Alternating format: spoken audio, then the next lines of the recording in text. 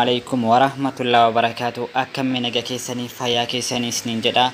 Baga nagaa jiraattan hordoftoota Hashim Tube Oro hadha waan baay'ee tokko namatti toluu fi waa'ee miseenjarri maalidha? Miseenjararraa maal hubatuu qabna kan jedhuudhaaf miseenjarri waan haaraa waan baay'ee qabatee dhufeetiin jira. Kanaaf wantoota isin hin beeknee fi akkasumas wantoota sirreeffachuu qabdanii fi baay'ee tokko itti gammaduu dandeettan jechuudha. Kanaaf waan baay'ee tokko namatti tolu isiniif qabannee dhufnee jirra. Viidiyoo baay'ee tokko namatti tolu jechuudha. Akkasumas waa baay'ee of keessaa qaba jechuudha. Kanaaf miseenjarri waan haaraa fidee jira. Kanaaf seenaatiin itti fayyadamaa isiniin jenna waan baay'ee tokko namatti tolu. Ammaaf gara barumsa kennaa seenaa nu hordofaa isiniin jenna hordoftoota. Kenna hin taane maamila kenna ta'uudhaaf iddoo sarchii kanarratti yuutuubar seenuudhaan iddoo sarchii kana tuxxaniitiin Hashim Tube Oro jettanii haala kanaan yoo itti barreessanii jettan chaanaalli kenna haala kanaan isiniif bayaa jechuudha. Haala kanaan yoo isiniif bayaa as dhuftaniitiin subscribe gochuudhaan jechuudha. Akkasumas mallattoo notification kana ol gootan jechuudha. Kanaaf viidiyoon nu gadhiifnu hundi isin bira gahaa jechuudha. Wantoota baay'eetu nu jala jira jechuudha.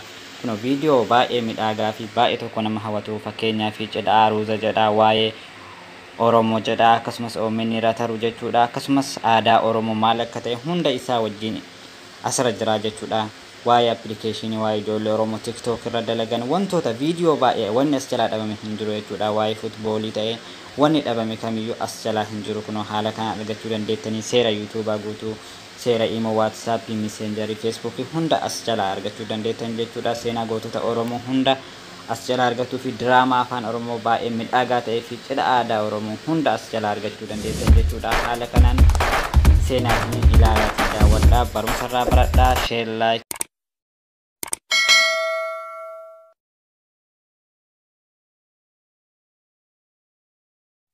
akkuma isiniin jedhe barumsi kenna kan guyyaa har'aa waa'ee messenjeraati. Mee messenjera keessa maal fa'a akka jiru wajjin ilaallaa jechuudha. Akkasumas kuno as keessa jechuudha. As dhuftaniitiin iddoo suuraa keessanii kan argaa jirtanii miti as bara chatis bakka jedhu kana bira dhuftaniitiin achirra kilik gootan jechuudha. Achi booda dhuftanii as keessa waa baay'eetu jira jechuudha. Waan haaraa waan isin hin beeknee fi waan baratuu qabdan kuno as keessa jira jechuudha. Kana hunda takka takkaan isinitti agarsiisa. Mee tokkoffaa irratti kana isinitti agarsiisaa jechuudha. Dark mode kun maaliif barbaachisaa? Iskiriinii akkana addaatu kan argitanii ija keessan akka hin miine gara gurraachaatti isin jijjiiraa jechuudha. Yeroo ammaa kana laayitiin kun ija namaa miidhu jira jechuudha. Fakkeenyaaf isarra kilik goonaa jechuudha. As dhuftanii on godhattan jechuudha. Amma iskiriiniin kun adiidhaa miti akkanatti mee on yoo godhe waan inni ta'u argitanii. Kunoo akkana gurraachatee jira jechuudha. Barreeffamni akkana namaa mul'ata. Akkana godhachuu isinii wayyaa jechuudha. Hayyee isa itti aanutti irraa jechuudha. Fakkeenyaaf messages biratti bakka message jedhu kana biratti yoo akkana kilik gootanii tuxxan namoota add friend keessan jala hin jirre jechuudha. Nama barreeffama isiniif kaahe jechuudha. Isa kana isinitti agarsiisaa jechuudha. Inni sadaffaan dammoo as bira dhufna jechuudha. Active bakka dhufu kana jechuudha. Isa kana bira dhuftaniitiin yoo akkana tuxxan fakkeenyaaf yeroo baay'ee online irra osoo jirtan jechuudha. Akka online keessan hin mul'anne gochuu barbaadan isarra dhooftaniitiin as bira iddoo kana akkana irra yoo dhooftanii turn off gootanii jechuudha. Off ta'ee jira online irra jiraachuu keessan nam tokko isin hin beeku garuu online irraa baddanii jirtanii jechuudha. Garuu ani ittiin fayyadamu kanaafiyyuu akka osoo online irra jirtan online keessan dhoksuu barbaadan isa kana irratti okay gootanii off gootan jechuudha. Akkasumas dammoo wantoota baay'ee jira as keessa fakkeenyaaf privacy kana bira godhamne as keessa kunoo fakkeenyaaf lakkoofsa block gootan jechuudha. Kunoo as bira jira jechuudha.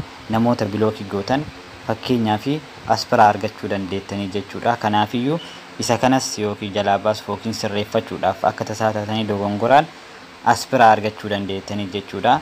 Inni itti aansu dammoo inni jaafamu shanaffaan jechuudha. As bira kunoo jechuudha. Notification or sounds bakka jedhu kana jechuudha. Isa kana irra kilik yoo gootan wantoota fakkeenyaaf isinirra dhufan jechuudha. Kunoo as biraan jechuudha. Notification asirraan isinirra dhufu kana jechuudha. Amma isin rakkisu jechuudha. Isa kana ofirraa balleessuu qabdanii jechuudha. Isa kana ofirraa balleessuudhaaf as bira dhuftan jechuudha. Kunoo as biratti kilik gootanii off gootan ofirraa jechuudha. Isa kana irra jechuudha. Akkana off yoo ofirraa gootan fakkeenyaaf haga fedhe yoo ta'u fakkeenyaaf sa'a 15 faa ta'uu sa'a 24 haa ta'uu fakkeenyaaf mee daqiiqaa 15 faa jedhuan dhuftaniitiin aspira erga gootaniin booda okay gootanii jechuudha. Fakkeenyaaf notifiikeeshiniin garagaraa saawundiin garagaraa kunniin isinirraan dhufuu jechuudha. Fakkeenyaaf notifiikeeshinii jechuun isin himeeraa kaasirraan namatti dhufuu jechuudha. Akkas jechuudha wantoota baay'eetu jira. Amma aspira dhufnee inni itti aanu dammoo istoorii bakka jedhu kana dammoo fakkeenyaaf istoorii irra wantoota gadhiistantu jira jechuudha. Fakkeenyaaf isa kana jechuudha namoonni hundi akka isin argu yookiin public namni kamiyyuu akka istoorii keessan isin arguu barbaadan isa kanarra gootanii jechuudha. Friendiin keessan qofti yoo isin arguu barbaadan dammoo friendis only kan jedhu kanarra deeffatanii jechuudha. Akkasumas dammoo nama muraasa barbaannee namni muraasni yookiin namni lama ta'u tokko haa ta'u nu haa arguu jettanii barbaadan dammoo aspira kuno custom bakka kana aspiratti nu tuttanii kuno friendii barbaadan as keessaa filattanii jechuudha. Kan barbaadan irra kaa'achuu dandeettanii jechuudha. Fakkeenyaaf nama public godhee fayyadamaa jechuudha. Kanaaf story haala kanaan jechuudha. Story Facebook irra gadhiistan fakkeenyaaf jechuudha. Akkasumas dammoo aspiras bakki kun dammoo fakkeenyaaf miseejii sim card irratti yookiin dammoo afaan arabaatiin shari'aa keessan irra isin ergamu karaa messengeraatiin akka isin ergamu barbaadan kuno asirra dhuftaniitiin on gootan jechuudha. Kuno asirratti jechuudha. Kuno isa kanarratti dhuftanii yes gootanii jechuudha. Kanaafuu miseejiin garanaan isin dhufuu danda'a jechuudha. Haala kanaan sirreeffachuu dandeettanii jechuudha. Anamma waa yeroo baay'ee san fayyadamneef karuma innaatiin fayyadamu waan ta'eef nan fayyadu jechuudha. Akkasumas dammoo wantoota baay'eetu jira jechuudha. Mee ammas dhufee photos or media bakka jedhu kana jechuudha. Kun aspira wanti guddaan isin barbaachisu jechuudha. Fakkeenyaaf isarra kilik gootanii yoo jettan fakkeenyaaf yeroo baay'ee wan fotoon garagaraa isin ergama, viidiyoon garagaraa wantoonni baay'ee viidiyoo fi footoo muuziqaa garagaraa isin ergame akka save isin ta'u osoo isin save hin godhin akka inni save isin ta'u aspiratti on gootanii jechuudha. Kuno asirra yoo akkana kilik gootan on ta'ee jira. Osoo isin save hin godhin ofuma isaatii save godhaa jechuudha. Waan barbaada yoo ergan mobaayila keessan irratti save isin godhaa jechuudha. Haala kanaan jechuudha waan kamiyyuu fayyadamuu dandeettan jechuudha. Akkaawuntii biraa yoo qabaattan switch akkaawuntii kanarraan sirreeffachuu dandeettan jechuudha. Fakkeenyaaf rakkinni yoo jiraate dammoo asirraa riippoortii gootan jechuudha. Akkasumas dammoo helpiin kun dammoo gargaarsa yoo messengerii keessan rakkoo qabaate gargaarsa waan tokko isin galuu dide aspiraan gaafachuu dandeettan jechuudha. Kanaaf wantoota baay'eetu jira jechuudha. Fakkeenyaaf kanaafuu haala kanaan waa baay'ee sirreeffachuu dandeettan. Keessattuu dark mode kun baay'ee isin barbaachisa. Akkasumas meseejiin kun illee namni adii keessan jala hin jirre yookiin friendiin keessan 5,000 ol guutee isinii fudhatu dide namoonni baay'een asirraan yoo meseejii isin erge as bira argachuu dandeettan jechuudha. Karaa kaaniin argachuu dhabuu dandeettan jechuudha. Online irraa bahuudhaaf jechuudha. Active kana isin barbaachisa. Akkuma isin hime privacy kana jala dammoo waa baay'eetu jira yeroo itti aanu isinitti agarsiisa jechuudha. Notification illee asirraan ofirraa qabdan jechuudha. Kanaaf waa baay'ee story illee fakkeenyaaf namni muraasni fi akkasumas dammoo namni kamiyyuu akka isin arguu barbaadan asirraan sirreeffatan jechuudha. Aspira simii kana bakka SMS kana dammoo waa SMS kana bira dammoo waa baay'ee jira jechuudha. Fakkeenyaaf simii garagaraa meseejii isiniif tekstii isiniif kaamu sirreeffachuu hin taane maamila kenna ta'uudhaaf iddoo sarchii kanarratti yuutuubar seenuudhaan iddoo sarchii kana tuxxaniitiin Ashim Tube Oro jettanii haala kanaan yoo itti barreessanii jettan chaanaalli kenna haala kanaan isiniif bayaa jechuudha. Haala kanaan yoo isiniif bayaa as dhuftaniitiin subscribe gochuudhaan jechuudha. Akkasumas mallattoo notification kana ol gootan jechuudha. Kanaaf viidiyoon nu gadhiifnu hundi isin bira gahaa jechuudha. Wantoota baay'eetu nu jala jira jechuudha.